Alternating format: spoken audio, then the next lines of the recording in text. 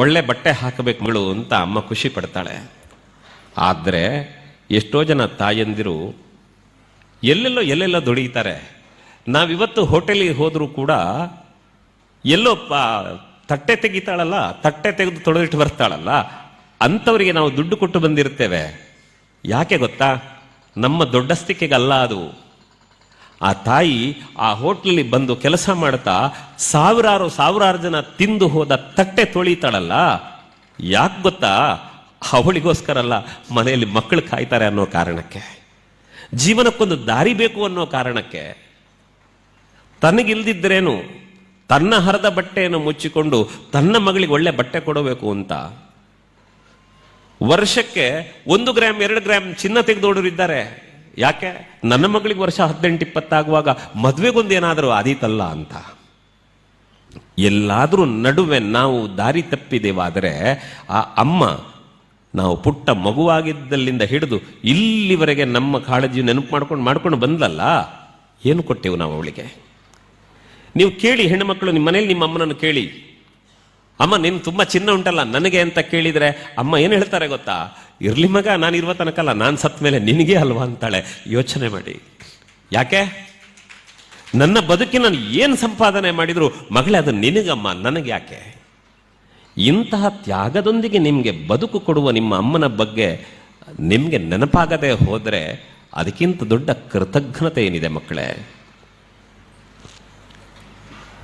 ನೆನಪಿಟ್ಟುಕೊಳ್ಳಿ, ನಾಳೆ ಹೆಣ್ಣು ಮಕ್ಕಳು ನೀವು ಪ್ರಬುದ್ಧರಾಗ್ತೀರಿ, ನಿಮ್ಗೊಂದು ಮದುವೆ ಮಾಡಬೇಕು. ನಾನು ಮೊನ್ನೆ ಕೇಳಿದ್ದೆ, ಏನು ಮಾಡ್ತಾ ಇದ್ದೀರಿ ಅಂದರೆ ಅಮ್ಮ ಹೇಳ್ತಾರೆ, ನಾನು ಸೀರೆ ಮಾಡುತ್ತಾ ಇದ್ದೆ.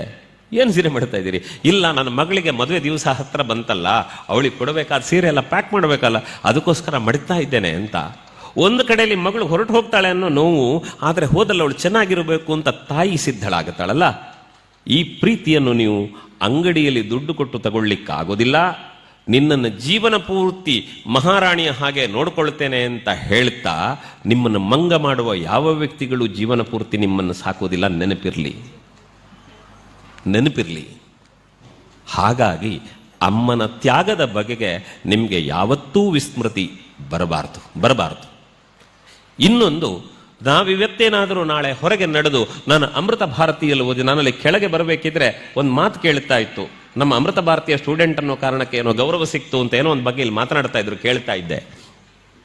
ನಾಳೆ ನೀವು ಅಮೃತ ಭಾರತೀಯ ವಿದ್ಯಾರ್ಥಿಗಳು ಅನ್ನೋ ಕಾರಣಕ್ಕೆ ನಿಮಗೆ ಗೌರವ ಸಿಗುವುದಾದರೆ ಅದೇ ಹರದ ಬನಿಯನ್ನು ಹಾಕ್ಕೊಂಡು ಯಾರ್ಯಾರ ಮನೆ ಅಂಗಳದಲ್ಲಿ ಬೆವರು ಸುರಿಸಿ ದುಡಿದು 10 ರೂಪಾಯಿಯನ್ನು ಹುದುಗಿಸಿಟ್ಟು ನಿಮಗೆ ಬಟ್ಟೆ ತಂದು ಕೊಟ್ಟ ಅಪ್ಪ ಕಾರಣ ಅನ್ನೋದು ನಿಮಗೆ ನೆನಪಿರಬೇಕು. ಯಾರ್ಯಾರ ಮನೆಯಲ್ಲಿ ಬಟ್ಟೆ ತೊಳೆದು ಯಾರ್ಯಾರ ಮನೆಯ ಪಾತ್ರೆ ತಿಕ್ಕಿ ಅಲ್ಲೆಲ್ಲೋ ಸಿಕ್ಕಿದ್ದನ್ನು ಜೋಡಿಸಿಟ್ಟು ನನ್ನ ಮಗಳಿಗಿರಲಿ ಅಂತ ತನಗೆ ಇಲ್ಲದೆ ಇದ್ರು ತನ್ನ ಮಗಳಿಗೆ ತೊಡಿಸಿ ಸಂಭ್ರಮಿಸುವ ತಾಯಿ ಇದ್ದಾಳಲ್ಲ, ಅವಳು ಕಾರಣ ಅನ್ನೋದು ನಮಗೆ ನೆನಪಿರಬೇಕು. ಮತ್ತೆ ಜೀವನದಲ್ಲಿ ಯಾವತ್ತೂ ಕೂಡ ನೀವು ಬೆಳೆದು ನಿಂತಾಗ, ಈ ಕಡೆ ಗಂಡು ಮಕ್ಕಳು ಅನೇಕರಿದ್ದೀರಿ, ನೆನಪಿಟ್ಟುಕೊಳ್ಳಿ ಹುಡುಗರೆ, ಯಾವತ್ತೂ ಕೂಡ ನಮ್ಮಪ್ಪ ನನಗೇನು ಮಾಡಿಟ್ಟಿದ್ದಾನೆ ಅಂತ ಯಾವ ಕಾಲಕ್ಕೂ ಕೇಳಬೇಡಿ. ಯಾಕೆ ಗೊತ್ತಾ? ಒಂದು ವೇಳೆ ನಾವು ಸಣ್ಣ ಮಕ್ಕಳಾಗಿದ್ದಾಗ ಏಕಾಏಕಿ ರಾತ್ರಿ ಸಿಕ್ಕಾಬಟ್ಟೆ ಹುಷಾರಿಲ್ಲ ಅಂತ ಅಳ್ತಾ ಇರಬೇಕಿದ್ರೆ ಈ ದರಿದ್ರ ಯಾಕಾದ್ರೂ ಹುಟ್ಟು ಬಿಡುತ್ತೋ ಅಂತ ನಮ್ಮ ಅಮ್ಮ ನಮ್ಮನ್ನು ಕೊಲ್ತಿದ್ರೆ, ಇಲ್ಲ ಅಮ್ಮ ಎಲ್ಲೋ ಸಂಬಂಧದಲ್ಲಿ ಹೊರಟಿರ್ತಾಳೆ, ಅವಳ ಮೈ ಮೇಲೆ ಮಲಮೂತ್ರ ವಿಸರ್ಜನೆ ಮಾಡಿಬಿಟ್ರೆ ಇದೆಲ್ಲೋ ಹಾಳು ಮಾಡಿಬಿಡುತ್ತು ಅನ್ನೋ ಕಾರಣಕ್ಕೆ ನಮ್ಮ ಅಪ್ಪ ಕೊಲ್ತಿದ್ರೆ ಇವತ್ತು ನಾವಿರ್ತಿರ್ಲಿಲ್ಲ. ನಮಗೆ ಬದುಕು ಕೊಟ್ಟದು ಅಪ್ಪ ಅಮ್ಮ ಅಂತ ನೆನಪು ಮಾಡಿಕೊಳ್ಳಿ. ಬದುಕು ಕೊಟ್ಟವರು ಅಪ್ಪ ಅಮ್ಮ ಅನ್ನೋದು ನೆನಪಿರಲಿ. ಹಾಗಾಗಿ ನಮ್ಮನ್ನು ಉಳಿಸಿದ್ದಾರೆ, ನಮ್ಮ ಕೈಕಾಲು ಸರಿ ಇದೆ, ನಮ್ಮ ಕಣ್ಣು ಸರಿ ಇದೆ, ಬುದ್ಧಿ ಸರಿ ಇದೆ ಅಂದಮೇಲೆ ಇನ್ನು ನಮ್ಗೆ ಅಪ್ಪ ಅಮ್ಮ ಏನು ಕೊಟ್ಟಿದ್ದಾರೆ ಅಂತ ಕೇಳಬೇಡಿ. ಅಪ್ಪ ಅಮ್ಮನಿಗೆ ನಾನು ಏನು ಕೊಡಬೇಕಾದೀತು ಅನ್ನೋದನ್ನು ಯೋಚನೆ ಮಾಡಿಕೊಂಡು ಆ ದಾರಿಗೆ ಹೋಗಿ, ಅದು ನಿಜವಾದ ಬದುಕು.